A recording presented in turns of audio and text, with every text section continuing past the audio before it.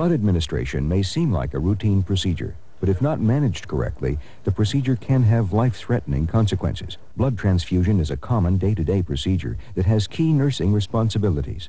It is a procedure that cannot be taken for granted, even though the American Red Cross reports that 12 million red blood cell transfusions are administered annually in the United States.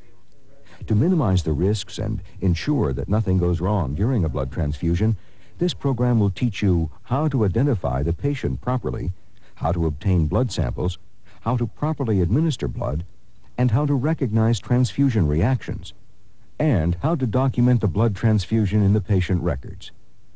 The guidelines provided are intended to serve as a concise summary of the cardinal points covered in your procedure manual and are suggested by the Committee on Transfusion Practices of the American Association of Blood Banks. Most life-threatening transfusion reactions result from incorrect identification of patients, leading to the administration of incompatible blood. Accurate identification must occur even before obtaining pre-transfusion blood samples for compatibility. Check the full name and identification on the patient's wristband. If clinically appropriate, ask the patient to state his full name. A friend, family member, or another nurse involved in the patient's care can verify the name or identity.